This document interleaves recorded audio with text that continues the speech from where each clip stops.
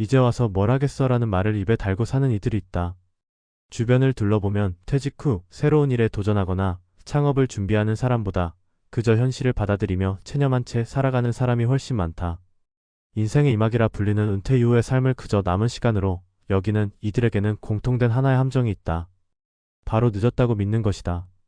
늦었다고 생각하는 순간 더 나아질 기회도 함께 닫혀버린다. 그러나 실제로 노후를 망친 수많은 사례를 들여다보면 준비가 부족해서가 아니라 더 준비하려는 의지가 일찍 꺾여버린 데 원인이 있음을 알 수 있다. 무엇을 하든 어느 시점에서든 사람을 주저앉게 만드는 건 지금 시작해도 소용없다는 자기 확신이다. 지금부터는 바로 그 생각 때문에 노후를 망친 실제 사례들을 통해 우리가 어디서부터 잘못된 믿음을 바로 잡아야 할지를 들여다보려 한다. 첫 번째 사례는 58세의 직장을 그만두게 된 박영배 씨의 이야기다. 대기업 생산관리직으로 일해온 그는 정년까지 몇 년 남겨두지 않은 시점에서 희망퇴직을 권고받았다. 평생 한 직장에 몸담아 왔기에 퇴직금과 국민연금만으로도 충분히 버틸 수 있으리라 믿었다. 하지만 퇴직 후 몇 달이 지나고 나서야 그는 생활비 지출이 생각보다 훨씬 많다는 사실을 깨달았다. 자동차 유지비, 자녀 결혼 지원금, 각종 보험료가 매달 꾸준히 빠져나갔다. 퇴직 후 1년 만에 퇴직금의 절반이 소진됐다. 주변에서는 유튜브를 하거나 자영업을 시작해보는 사람들도 있었지만 박 씨는 늘 내 나이에 무슨 유튜브냐, 장사는 젊은 사람이 하는 거지라며 웃어넘겼다. 그러던 어느 날 친구가 운영하는 식당에서 아르바이트 제안을 받았지만 그마저도 이 나이에 알바라니 창피해서 못하겠다며 거절했다. 그는 결국 경제적 불안을 이유로 외출을 줄이고 사람을 피하고 집안에만 머무는 생활을 하게 됐다. 박 씨에게 진짜 위기는 퇴직이 아니라 늦었으니 아무것도 시작할 수 없다는 자기 암시였다. 두 번째 사례는 53세에 조기 은퇴한 김선미 씨다. 그녀는 한때 잘나가는 보험 설계사였다. 자녀 교육에 집중하기 위해 은퇴를 택했고 경제적으로도 큰 문제가 없으리라 자신했다. 하지만 몇 년이 지나면서 상황은 달라졌다. 남편의 사업이 부진해졌고 둘째 자녀의 유학 비용이 예상보다 많이 들었다. 생활비 부담이 커지자 다시 일을 시작하려 했지만 공백기가 길다 보니 예전의 업무 능력을 따라가기가 쉽지 않았다. 주위에선 블로그 마케팅이나 온라인 쇼핑몰을 해보라는 조언도 있었지만 그녀는 늘 그건 젊은 사람들이나 하는 거야 라고 선을 그었다. 사실 마음 한구석엔 하고 싶은 마음도 있었지만 낯선 기술에 대한 두려움과 내가 지금 시작해서 뭐가 되겠어 라는 생각이 발목을 잡았다. 그렇게 3년이 흐른 지금 그녀는 더 이상 예전처럼 소비하지 못하고 남편과 돈 문제로 갈등이 잦아졌다. 그녀의 실패는 돈이 아니라 용기를 잃은 순간부터 시작됐다. 상황을 바꿀 수 있는 기회는 있었지만 늦었다는 자기 판단이 그 기회를 애초에 닫아버린 셈이다. 세 번째 사례는 자영업자 출신인 정진호 씨다. 그는 60세까지 동네에서 작은 철물점을 운영했다. 손님은 줄었고 매출도 하락했지만 굳이 확장하거나 새로운 변화를 시도하지는 않았다. 주변 상권이 바뀌고 디지털 결제가 보편화되면서 그는 점점 시대에 뒤처지는 걸 느꼈지만 이 나이에 뭘 배우겠냐며 변화를 거부했다. 아들이 쇼핑몰 창업을 권했을 때도 그는 그건 내 세대 일이야 라며 밀어냈다. 결국 철물점을 접고 난 뒤에는 별다른 소득원이 없었고 그동안 모아둔 돈도 점점 줄어들었다. 주변에선 배달 대행이나 중고 물품 거래 같은 새로운 방식으로 돈을 버는 사람들도 있었지만 그는 나는 그런 건 몰라라며 손을 놓고 있었다. 결국 정 씨는 현재 월세를 아끼기 위해 친척 집에 얹혀 살고 있다. 만약 그가 상권 변화에 맞춰 업종을 전환하거나 늦게라도 자식의 제안을 받아들였다면 지금처럼 막막한 노후를 맞이하진 않았을 것이다.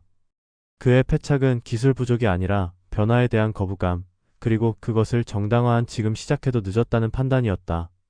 이처럼 노후가 무너진 사람들의 공통점은 준비가 없었던 것이 아니라 늦었다는 이유로 준비를 멈췄다는 데 있다.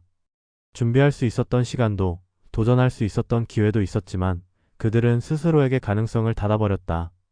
나이는 숫자에 불과하다고들 말하지만 그 숫자를 마음속 벽으로 삼는 순간부터 진짜 늦는 것이다.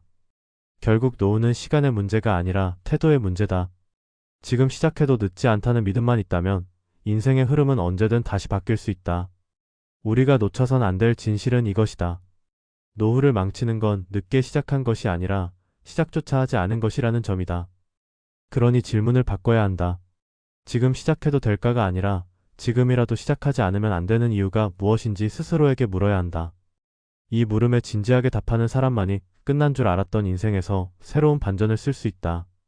우리가 흔히 노후에 대해 이야기할 때 빠뜨리는 한 가지가 있다. 바로 심리적 마감선이다. 대부분의 사람들은 어딘가 마음속에 기준선을 긋는다. 이 나이쯤엔 뭔가를 이뤄야 하고 이 시점 이후엔 새로운 걸 시작하기엔 너무 늦었다는 생각. 문제는 그 기준이 너무 이르고 너무 단정적이라는 점이다. 50대든 60대든 아직 인생의 3분의 1이 남았을 수도 있는데 이미 마음속에선 마침표를 찍어버린다. 실제로 많은 은퇴자들이 더는 할 수 있는 게 없다는 생각에 빠진다. 그러나 현실은 다르다. 지금도 전국 곳곳에서는 오히려 은퇴 이후의 인생을 뒤집은 사람들이 존재한다. 그 차이를 만드는 건 돈이 아니라 마음가짐이고 타이밍이 아니라 태도다. 필자가 상담해온 수많은 중장년층 고객들 역시 비슷한 고민을 안고 있었다. 은퇴를 앞둔 50대 직장인들은 하나같이 이제 와서 뭘 할 수 있겠냐고 되묻는다. 이미 퇴직한 60대들은 지금 배우기엔 늦었지 않나라는 말로 가능성을 접는다. 그런데 정작 그들에게 언제쯤이 적기라고 생각하느냐고 물으면 아무도 명확한 답을 하지 못한다. 이건 단순한 나이 문제가 아니다. 우리 사회가 은퇴자에게 보내는 묵시적 메시지, 즉 이제 당신은 조연이다라는 시선이 뿌리 깊게 박혀있는 탓이다. 그러나 조연이 조명을 못 받는 법은 없다. 중요한 건 어떻게 조명 아래로 걸어 나올지를 아는 것이다. 생애 설계 차원에서 보면 은퇴는 끝이 아니라 다음 국면의 시작이다. 많은 이들이 재무적인 준비에만 몰두하지만 진짜 중요한 건 생애 리디자인이다. 즉 내 삶을 다시 설계하는 작업이다. 더 이상 조직이 정해준 역할이 없기에 스스로 목적을 설정하고 방향을 잡아야 한다. 이때 대부분의 사람들은 처음부터 너무 거창한 걸 생각한다. 무슨 창업을 할까? 어떤 자격증을 따야 할까? 고민하지만 실제론 사소한 변화가 큰 전환의 출발점이 되기도 한다. 예컨대 하루 이 시간 독서를 시작하는 것만으로도 새로운 시야가 열리고 평생 해보지 않았던 글쓰기나 강연에 도전하면서 새로운 수익 모델이 생겨나는 경우도 많다. 중요한 건 행동이다. 행동은 늦음의 공포를 이기는 유일한 해독제다. 사람들은 보통 준비가 안 돼서 못하겠다고 말하지만 실제로는 행동을 안 해서 준비가 안 되는 경우가 훨씬 많다. 예를 들어 한 고객은 퇴직 후 두려움에 아무것도 하지 않고 3년을 보냈다. 그러나 우연히 동네 주민센터에서 스마트폰 활용 교육을 듣고 이를 계기로 SNS 마케팅을 배워 현재는 소상공인들을 위한 마케팅 강사로 활동하고 있다. 그는 늘 그때 한 발만 내딛지 않았더라면 지금도 집에서 뉴스만 보고 있었을 것이라고 말한다. 반면 또 다른 고객은 수년째 상담만 받고 실행은 전혀 하지 않는다. 늘 자신이 가진 문제를 이야기하지만 정작 삶의 어떤 부분도 바뀌지 않았다. 둘의 차이는 시기나 능력이 아닌 첫 걸음을 내딛었는가의 차이였다. 여기서 중요한 질문 하나를 던져보자. 우리는 왜 이렇게 늦었다는 생각에 쉽게 사로잡힐까? 인간은 실패를 두려워한다. 그러나 그보다 더 두려운 건 주변의 시선이다. 특히 중장년층일수록 실패가 망신으로 인식되기 쉽다. 젊었을 땐 시도조차 칭찬받지만 나이 들어 시도하면 왜 저 나이에 저런 걸 해? 라는 평가가 따라붙는다. 그래서 도전을 포기하고 타협한다. 그러나 진짜 위험한 건 체면이 아니라 빈곤이다.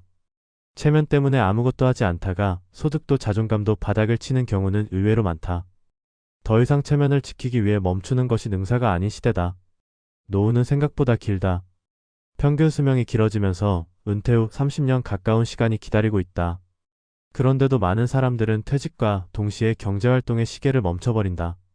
더 큰 문제는 이 시간을 어떻게 보낼 것인가에 대한 준비가 거의 없다는 점이다. 우리가 꼭 기억해야 할 사실은 지금의 선택이 30년 뒤의 삶을 좌우한다는 것이다. 당장 눈앞에 소득이 생기지 않더라도 나만의 일을 찾아가는 과정은 반드시 필요하다. 그것이 블로그 글쓰기든 퀵 서비스든 온라인 강의든 상관없다. 나에게 맞는 속도와 방식으로 한 걸음씩 나아가는 것이 중요하다. 더불어 한 가지 현실적인 조언을 하자면 지금이라도 자기 자산의 구조를 점검해보는 것이 필요하다. 많은 이들이 퇴직금이나 부동산을 고정된 자산으로 여긴다. 그러나 이 자산이 실제로는 현금 흐름을 만들지 못하는 경우가 많다. 따라서 지금부터라도 소득을 창출할 수 있는 구조로 자산을 전환하는 것이 핵심이다. 월세 수입을 낼 수 있는 임대용 부동산, 배당이 나오는 금융상품, 소액 투자로도 운영 가능한 온라인 판매 같은 구조가 이에 해당한다. 이때 중요한 건 위험을 통제하면서도 작은 수익이라도 꾸준히 창출할 수 있는 시스템을 갖추는 것이다. 은퇴 후 수입이 끊긴 채 자산만 소모하는 삶은 오래 버틸 수 없다. 결국 늦었다는 생각은 내면의 경계선일 뿐이다. 실제로는 언제든 다시 시작할 수 있다. 문제는 그 경계선을 넘을 수 있는가의 여부다. 누군가는 그 선 앞에서 멈추고 또 누군가는 그 선을 지워버리고 앞으로 나아간다. 이제 당신은 어느 쪽을 선택할 것인가? 이 질문에 솔직하게 답할 수 있어야 한다. 자신에게 기회를 줄 것인가? 아니면 여전히 이제 와서 뭘 하겠냐며 스스로를 붙잡을 것인가? 시대는 변했고 은퇴의 의미도 변했다. 늦었다고 믿는 순간이 진짜 늦는 것이다. 그렇다면 반대로 지금이 가장 빠른 시작일 수도 있다. 시작이 늦었을 뿐 끝까지 늦을 필요는 없다.